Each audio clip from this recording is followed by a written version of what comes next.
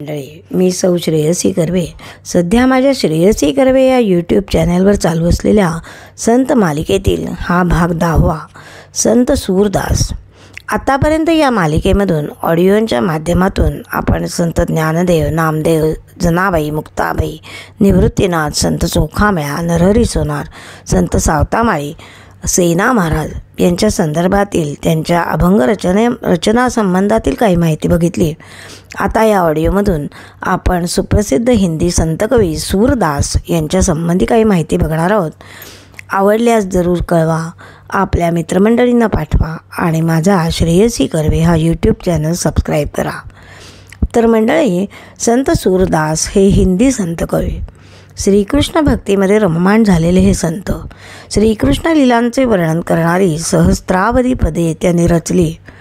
मंडळी, दिल्लीजवळच्या सिही नावाच्या एका लहानशा गावी सूरदासांचा जन्म झाला.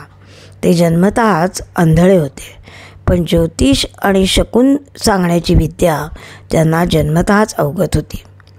त्यांच्या मातापित्यांना ते अगदी लहान असताना याचा प्रत्यय आला.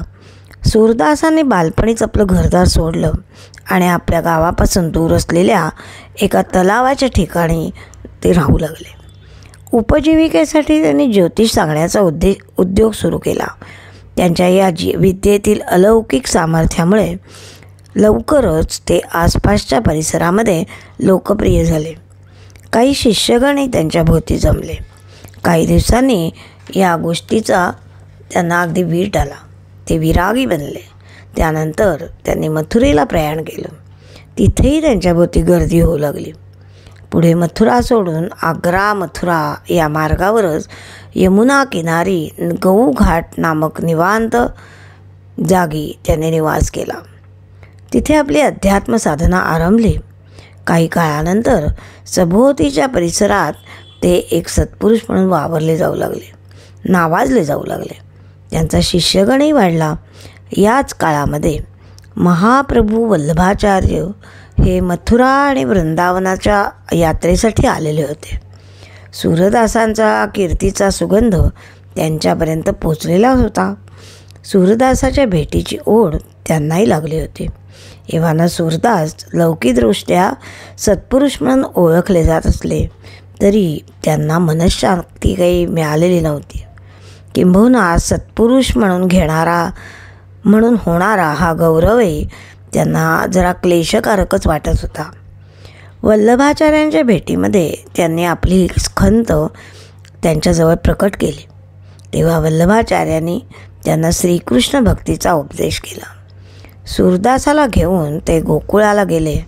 तिथे त्यांनी सूरदासाला श्रीमद भागवतातील कृष्णाच्या वृंदावनातील लीलांचं माधुर्य विशद करून सांगितलं आणि या लीलांचं गायन करणारी पदं रचण्याची आज्ञा केली. सूरदासाने गुरूंची आज्ञा प्रमाण मानली आणि श्रीकृष्ण लीलांचं गायन करणारी सहस्त्रावधी पदे लिहिली आणि मनःशांतीचा अपूर्व आनंद अनुभवला. त्या पदांचे आस्वादन करणाऱ्या अनेक भक्त आणि भाविकांनासुद्धा त्यांनी तो आनंद मिळवून दिला. इथून पुढचे आयुष्य सूरदासांनी गुरु आज्ञेनुसार श्रीनाथजींच्या पूजेअर्चेमध्ये, भजन कीर्तनामध्ये व्यतीत केलं. आपल्या साधुत्वाने, गीत माधुर्याने आणि गान कौशल्याने हजारो भाविकांना, रसिकांना त्यांनी अक्षरशः वेडावून टाकलं. मोगल सम्राट अकबराच्या कानीसुद्धा सूरदासांची कीर्ती पोचली होती. त्यांनाही सूरदासाला भेटण्याची अतिशय उत्कंठा निर्माण झाली. अखेर तानसेनाच्या मध्यस्थीने मथुरेमध्ये त्या दोघांची भेट झाली. सूरदासाची सुरेल पदरचना त्याच्याच मधुर कंठातून ऐकताना अकबराचं देहभान अगदी हरपून गेलं. त्याने आपलंही यशोगान करण्याची सूरदासाला आज्ञा केली. सूरदासाला ते आवडलं नाही. त्याने त्याला नम्रपणाने नकार दिला आणि असं सांगितलं की मी फक्त कृष्णाचीच कीर्तनं करतो, अन्य कुणाचे कीर्ती गायन मी करत नाही, मला आवडत नाही. अकबर रागवला नाही, तर उलट त्याच्या कवित्वावर आणि गान माधुर्यावर खुश होऊन त्याने त्याला काही द्रव्य जमीन देऊ केलं. सूरदासाने ते साभार नाकारलं आणि पुन्हा माझ्या भेटीला येऊ नको असं सांगितलं. एवढ्या स्पष्टोक्तीनंतरही अकबर सूरदासावर लुब्धच होते. त्याच्या पदांच्या प्रभावाने ते एवढे वेडे झाले होते की त्याने सूरदासाची मिळतील तेवढी पदं फारसीमध्ये अनुवाद करून घेतली आणि त्याचा आस्वाद वारंवार घेऊन आनंद लुटला. सूरदासाची अशी भाषा सोपी आणि त्याच्या पदांमधून जी प्रसंगचित्रे चितारली जात ती अतिशय प्रत्ययकारी अशी होती.